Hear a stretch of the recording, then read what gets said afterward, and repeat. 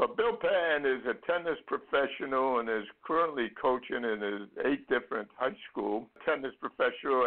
Bill, it's good to talk with you again. Yeah, looking forward to it, and thanks for having me on the show, John. Well, why don't you tell us a little bit about the new book? It's, in my opinion, you're taking a different approach than the other.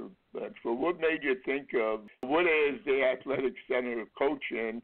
Are enough coaches aware of it, and are they doing it? And if not, why aren't more people? The first thing is that it's not a phrase that I created, but it is something that I started to see popping up more and more. This is an idea that is emerging, is that the coach's sole job really is to focus on the athlete and help them to become better. There are things about human nature that dictate that isn't always the case. One of those things is that about 70% of people's self-talk, the things that they say to themselves in their head, is negative. And so it's pretty hard to coach an athlete and help them succeed to their best level if you've got a very negative mindset. So it delves a lot into that, into a coach establishing a stronger, better, more positive mindset. Especially I relate to, as a younger coach, wanting to prove something, wanting to show everybody that I was good, doing things out of sort of an ego-driven mindset, which isn't altogether bad. I mean, ego is not a bad thing. It's a neutral thing. But as I go along, and my concept is stronger, I'm not worried about proving myself to anyone, really. What it does, it helps me to focus more on the athletes. So it's really about finding all the different ways that we can put the focus on something else and taking the focus off of that, whether it's championships or medals or college scholarships or, any of these other outcomes. Look at the athlete as someone who's going to go on from here. The athlete has a whole life to live. So whether we meet them when they're 8 or 11 or 14 or 18, we have our time on their timeline. Sometimes we turn it around and we say they have their time on our timeline. So this is also a general sports book. So I cover difficult things. I mean, 2 of the hardest chapters that I had to write were about Dr. Larry Nassar of the women's gymnastics team and Aaron Hernandez, former star NFL tight end with the New England Patriots, discussing them in philosophical settings. Where do they fit in an athlete-centered program with athlete-centered coaches? Because I don't think they do. That's a good point. I assume that's one of the reasons why then you felt a need to write this book. I think everybody is different, and I suspected. I know my coaching views changed from when I started until today, and as we grow, we all need to sit there and think about: are we still doing what we want to do, number one, and are we doing what we set out to do? And that is a great observation, because really one of the things that coaches fail to do well is establish their own coaching philosophy and coming up with their why statement. Why do I want to do this? Where do I want to go with this? Where do I want to take my players along this timeline of theirs? And it's easy to lose track. I mean, I have fallen off the rails before. So another thing challenging about the book was writing. I write some stories that I've observed from afar in the world of sports, whether it's, football, baseball, basketball, Olympics, or, and tennis. And then I also write some personal stories from times that things turned out differently than I expected, but they were better because I was open to something else happening than what I thought would happen. I hope that makes sense. Oh, I think it definitely does. I think one of the things I always admired about talking to you, we've been blessed to be able to sit down and over bread to discuss things before when you were here, and I always enjoyed that because I think that just honest remarks that you make. And I think we see different things, and we all have success stories we could tell. I know the ghosts I have are the times that I did something and it didn't work out right. And I wonder, and your decisions are not always right. And you say, would I have lost that player? If I didn't take those actions? Not that we shouldn't talk about our successes. I think we should, but we should look at ourselves too and think about, was that the best action to take? Well, while you're saying that, I'm thinking of the phrase, sometimes you win and sometimes you learn. And I actually really dislike that phrase because what it does, it discounts learning from winning, and also discounts learning how to win. So you can't really learn how to win by losing. You have to learn how to win by winning. And so it's a very interesting thing, but I find that we have these little conventional sayings that we say that they don't really work, but we say them anyway, and they're filled with flaws, and if we thought a little harder and redirected our minds a little bit better, then we would get more of the results that we want. But another interesting thing is that there are some stories where I did exactly the right thing and it worked, but the player didn't care. And then there were times that the player wasn't doing what I asked, and it was stupefying to me. But then I discovered they were actually doing what I had told them previously. So then we stopped and we said, oh wow, I guess I trained you too good on that before. And then there were times players did things that I absolutely would not condone or recommend, but the player made it work. And they did it at a critical time. And so, after that match, I said to that girl, I said, wow, that was an amazing shot. Don't ever do that again. Right. But it was pivotal. It was pivotal. And just about everybody had an aneurysm as she ran from the baseline. Use your tennis court imagination. She's in the deuce court. She's at the baseline. The opponents hit a high ball that's going to her partner's forehand volley, and she runs 30 feet in to hit a backhand volley ahead of her. But because the angle was something the other team wasn't prepared for, it was this bold surprise move that changed everything. And then they won 3 straight games and sealed the match. So, it's not something you'd ever recommend someone would do, is to run that far for a backhand volley in front of someone's forehand volley. Why did you feel you should write this book? You have many reasons. Can you put it into 1 or 2 reasons why? Yeah, well, I think first, I didn't feel like I wanted to write the book. I felt like it was necessary. I heard the phrase used in different places, and I really felt like it has a place in coaching for everyone to kind of point to that and say, the athlete-centered coach, it's what we all can aspire to be. For those of you who want to catch me doing wrong because I wrote it in the book and I'm not doing it, good for you, because, it's a hard book. I'm going to be challenged to try to live up to what's in there.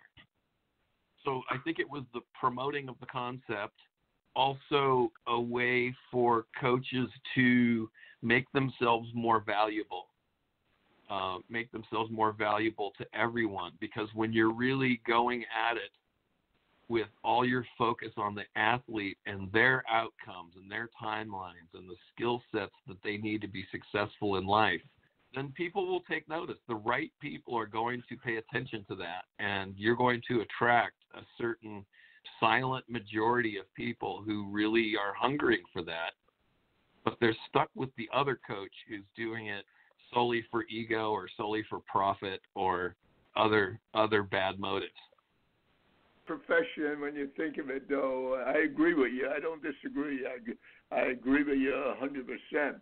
But I think what we have to remember is that our profession is made up of humans, and humans are, and there are all types of them, and that's why it's hard to sit there and say this is the absolute way you should have to do this, because people are all different. I remember one time I had a young girl from 8 years old, and when she was in high school, and taking her to a couple of games, the AAU games throughout the country and everything, knowing her, I knew she had a nervous habit. When she got uptight, she would start laughing.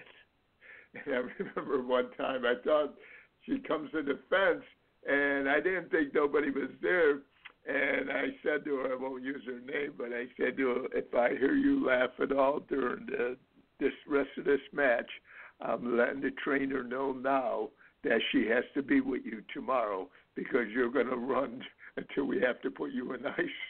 And she went back on the court, handled it the way I thought it was, but meanwhile there was a young freshman behind me, and she said, Coach, I think I would cry if you ever said that to me. And I said, I probably would never say it to you. So for the next few years, I had to be careful of everything I said to this young lady.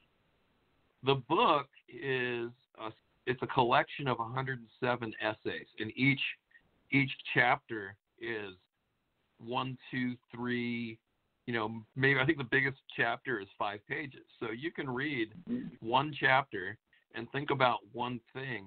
And that's the power of it, is that there are no absolute answers. I discuss a certain topic. I give you as complete a view as I can with my limited point of view. And then I give space at the bottom for you to write, what's your biggest takeaway from that, or what's your action item. So it's really about what the coach does with it and what they take away from it. One of the best comments I've received on the reviews of The Art of Coaching High School Tennis was from a guy who said, I don't see eye to eye with Bill on everything he writes here. And I'm like, that's perfect. That's absolutely perfect, because it was General Patton who said, if everybody's thinking the same, somebody's not thinking. Right.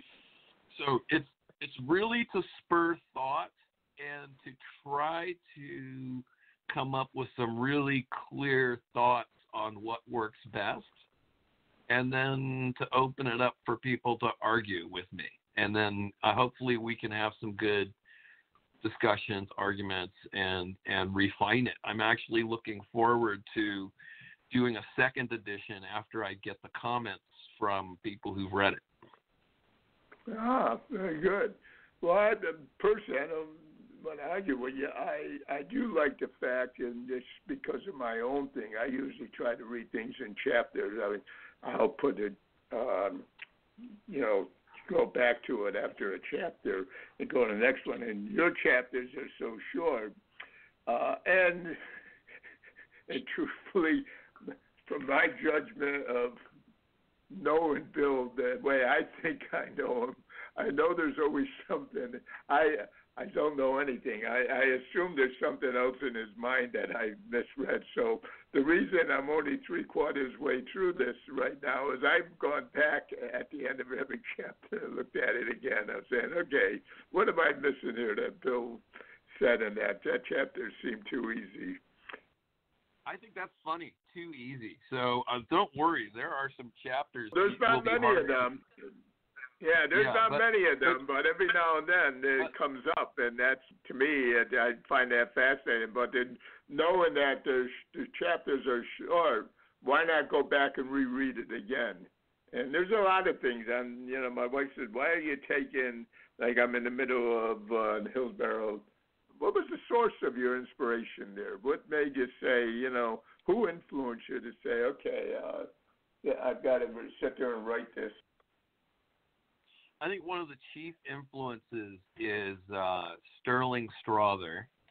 But even before that was a good friend of mine who the book is dedicated to. His name was Dennis Fogg, and he was a great friend. He and I were roommates, and he was a great basketball coach. And he taught me how to play basketball, which I thought was something that was impossible. So the way he taught me how to play basketball became a model for how I was going to teach everything moving forward.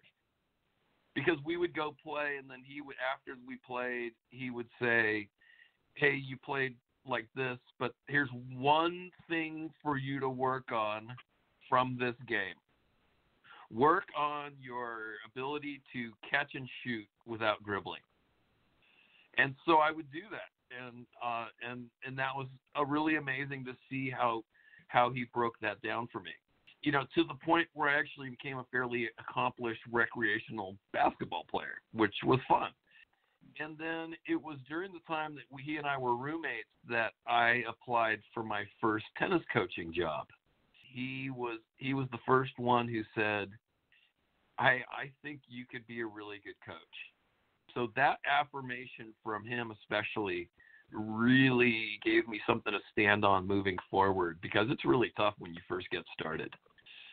You know, I think about people like Dick Gould and Tim Galway and Steve Kerr of the Golden State Warriors, and I look at these coaches, and Bob Melvin of the Oakland A's, one of the great managers, and each of them has an element of being incredibly athlete-centered.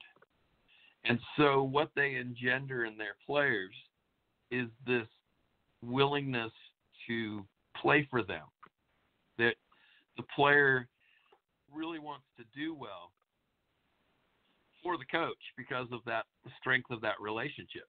So that, I think those are some of the influences, but you know, there's no way in 49 years of watching sports and being fascinated with coaches that I could name all of them.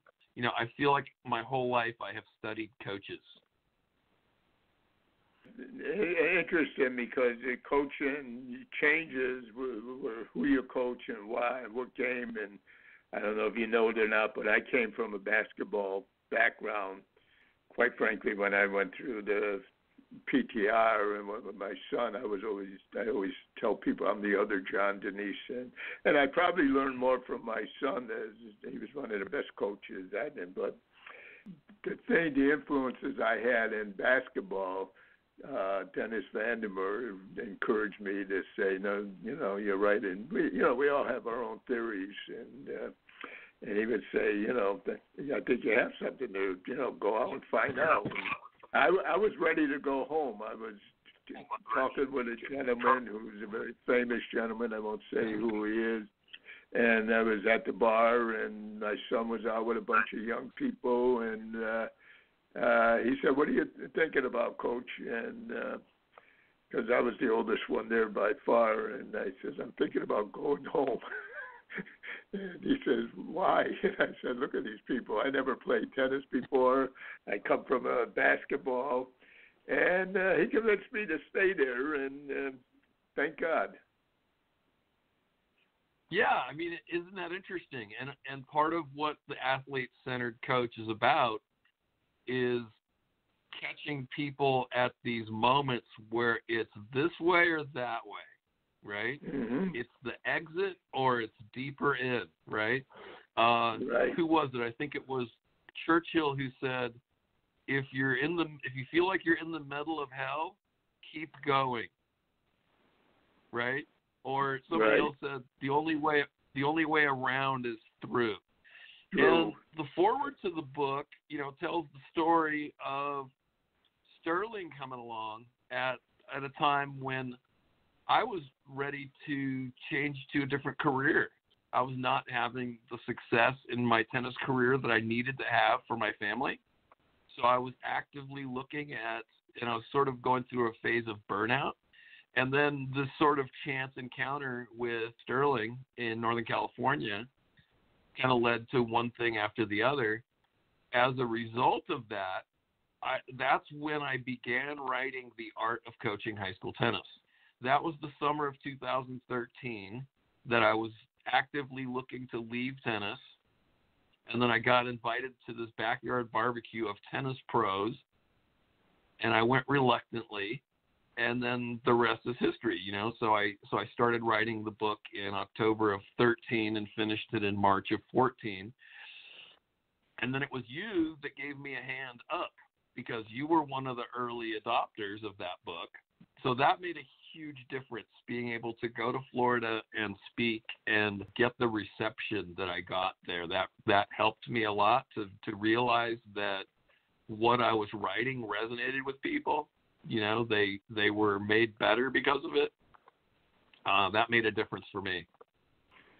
As a coach, in my type of coaching, I'm always looking for practical advice to give, and in general, because everybody is different.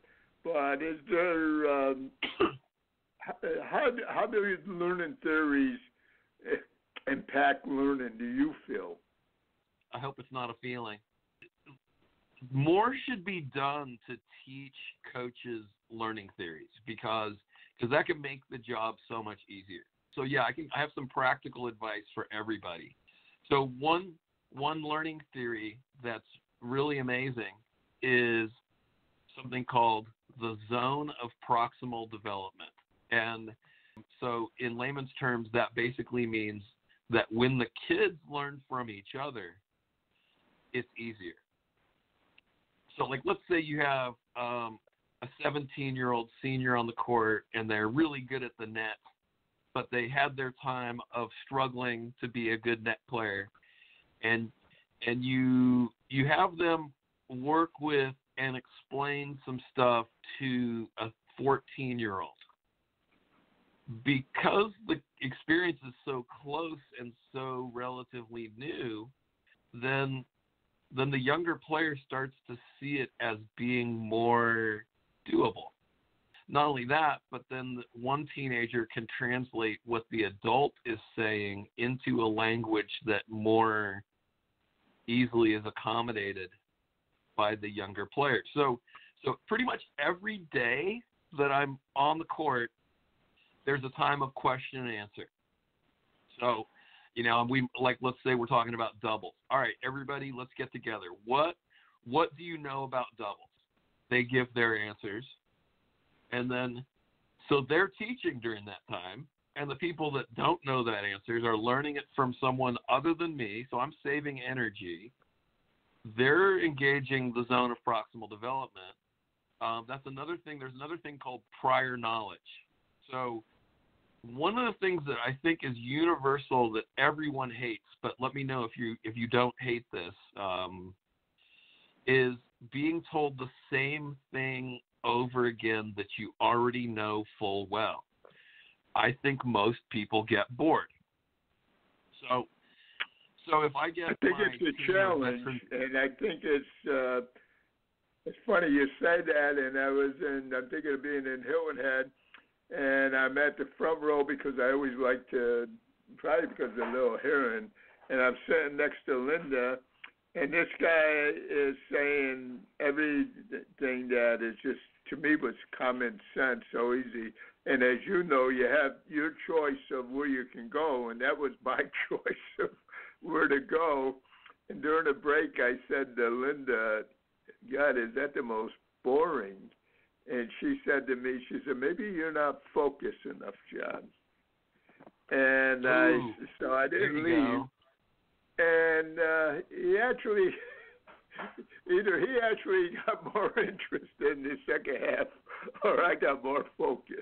So many different things that go into it. And great conferences have things for people at various levels. I mean, one thing that is, I think, a problem is when veteran coaches complain because there is content geared to new coaches. And so that's when I say, well, maybe you need to go to the other thing that's happening. I mean, a great conference does have a wide range of offerings for different coaches who coach in different situations with different levels of players, different ages, all of that. If we come back to it though, so if I ask my group, what do you know about doubles? Now the kid who, instead of hearing it for the 17th time, gets to say it. Now he's the teacher because he knows it well. He feels better about that. The kids will almost generally enjoy loving to hear from their teammates more than the coach. You save yourself a lot of energy. And then a funny thing happens. You can keep asking questions, and then all of a sudden you ask a question that nobody knows the answer to.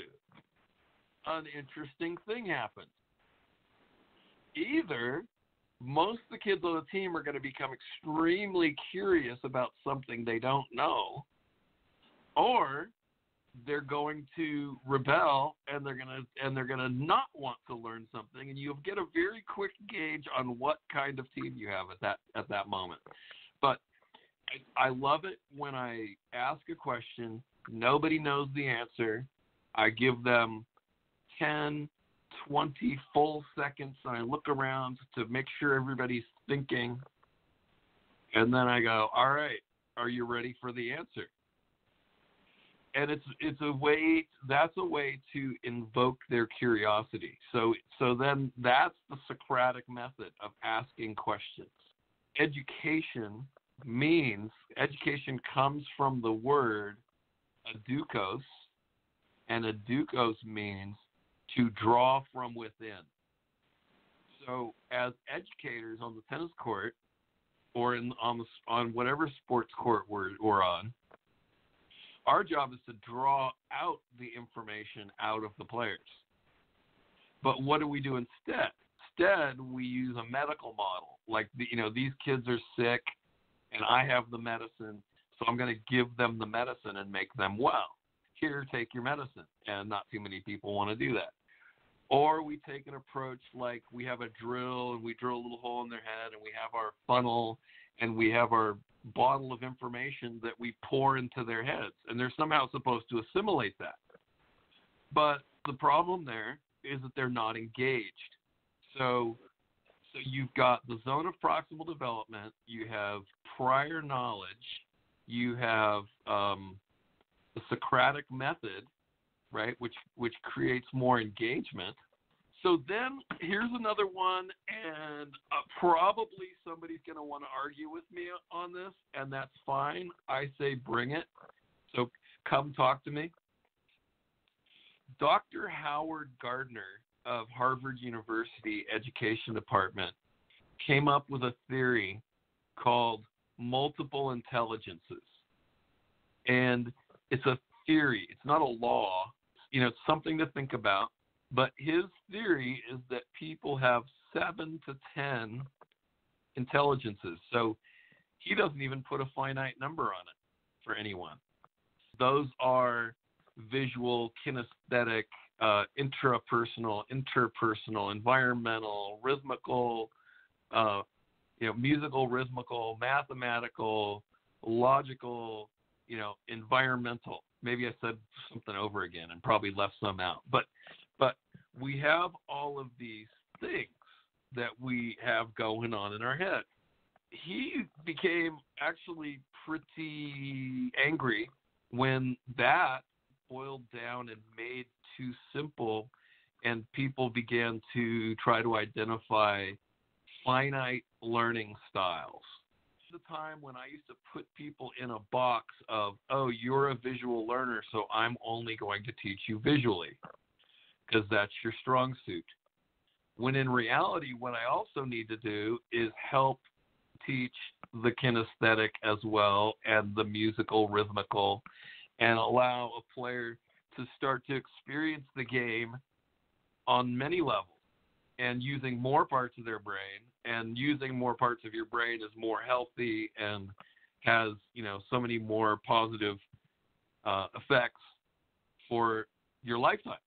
So what I generally do is early on, I try to find out what's somebody's strength, and then I also try to find which is their next strongest and try to help boost that up, and then I'll try to go after they gain some confidence. I'll try to find a weakness in how they learn and cause them to go through a little bit of cognitive dissonance to try to have to figure it out a different way with a different part of their brain. There are two common mistakes that I see on a tennis court mentally. One, paralysis by analysis. Players are out there trying to find out what was their mistake, and they want to correct their mistake. Instead of trying to analyze and correct, what they ought to do is they ought to simply be aware of what they're doing and how, as they change what they're doing, they get different results. It's a different mindset. It's more of being a scientist and experimenting and failing and trying again until you accidentally sort of do it right one time and then remembering that one. Then another thing that people do is they use subjective judgments. And this is something that you can read about in The Inner Game of Tennis. People judge their shot. They say, oh, good shot. And then they get excited, and then they miss the next one. And then they say, bad shot in their head. And then they'll probably say, okay, I have to try harder to make a good shot. And then they start to stiffen up and do worse, and they end up going down the toilet. I try to get my players to move away from judging anything in the sport subjectively, and I try to get them to just very objectively observe what they're doing. And then we can discuss what are they doing, and then do you see how when you do this, then you get that? And then they go, oh, yes. So I'm like, okay, so let's try something else. And then they discover it on their own, and then who owns that lesson? The person owns it because they were the ones that made the discovery. The coach was just simply there guiding it, facilitating the discovery of how to do it. Have you ever used your players to help you with that, or asked, what they thought of the situation, especially if you're seeing somebody kind of beating up on themselves? Or oh, yeah, all the time. In fact, sometimes I get chided by my players. Generally, in a first lesson with somebody, I tend to be a little bit talkative. And so I've had some people say, hey, I really need you to stop talking because I'm spending so much time listening to you that I can't do anything. So that's another interesting thing that plays into this is different people have different abilities to process information verbally, right? I mean, like those kids that can raise their hand as soon as the question is asked, and then other kids need, 1,000, 2,000. Oh, I get it, but by that time, the answer's already been given, and the so-called smart kid got it right, but the frustrated kid who just verbally processes a little bit slower is just as intelligent, but can't come up with the answer as fast. Yeah, no, that's a valuable point. I like the idea of getting the team involved. I like the way you use stories and and you're teaching and what the underlying principles what you're trying to do. For every practice, I would hand out a quote or a short story from a pro, and every player before practice would have to read it, and then they would sign it. And then, needless to say, that was at the end, because at the end of practice, coach would be asking, what does that mean to you? The kids explaining what they see. And sometimes you go find out if they're doing it. And I would sit there with certain people that were always that first that you mentioned, 1 second they have an answer. I'd say give somebody else first. Coach Danise is looking for the reason with this year's team, our number one goal is to repeat as district champion.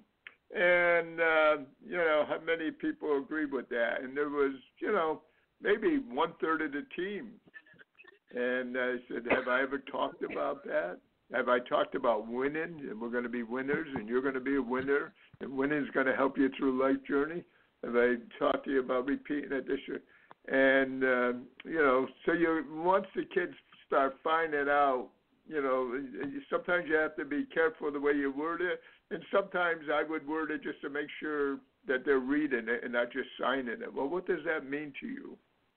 Meaning is pretty much everything. And yeah, I mean, I generally tell at least 3 or 4 good stories in a week. And generally I will tell stories about players who've played for me before. Because why? Because then it's something that my players can relate to. Sure. They can understand a story about another team that's going through something that's similar to what they're going through. Or a player who was facing a certain setback, and how did they handle that? Or they made a breakthrough, and why? How did they make their breakthrough? We get done with the story, and I go, all right, what about that story resonates with you? And we're not leaving until I get 3 or 5 different answers. And at first it's like pulling teeth, but after a little while, they get used to the fact that they're going to have to do some thinking. Athlete-centered coach helps the athlete to think their stuff through so that they are the owners of the expertise. Because they're the ones that are going to have to hit the shot at match point down. The coach doesn't hit it, right? So the more we can do to empower the kids to be the decision makers and the owners of the information, then the more that they can go out and translate it into their performance. But if it's just an idea that's being enforced on them by the coach, then you're going to get a whole range of obligation, rebellion, hesitancy, reluctance. It's about getting that buy-in. One thing that's funny for me is how easily I get my players to come to the net. And other coaches complain all day long about how they don't know how to do that. And it's really not that hard, because all really you need to do is give them enough exposure and not criticize them so much, and they'll find a way to be successful. Why don't you get a drink of water, and I'm going to give you about 2 minutes to end this here. But let me just tell the people that next week, well, first of all, I see a couple of people that hung on here. I'll remind everybody, I appreciate that you probably have something important to say, but for the last about 4 years, I don't take calls in between. I only answer callers that I know who they are, because I'm just computer illiterate and it takes me too long to react, and I had a bad experience about 4 years ago. So I appreciate you staying on. Hopefully, if you have something that you want to say, send me an email, Coach Danise, FHSTCA, at att.net, and I do want to hear what you have to say. But the only calls that I take during the broadcast are, sometimes we have multiple guests on, and the calls I know. So I've seen some people hang up. A couple of you that's hung on, I appreciate that. Bill, we have about 2 minutes left. If you could tell people how to reach you, and you have the last 2 minutes. Go ahead. All right. So I think the last thought that I want to leave with people is to consider sort of on a daily basis is, what am I doing about me? Because with me it often is. Or is it about them? And, taking that moment to redirect towards the player can make all the difference. And then, you can find me on Facebook. Pretty easy to find there. And then also you can email me at 720degreecoaching@gmail.com, 720degreecoaching@gmail.com. And I'm Bill Patton 720 on Instagram.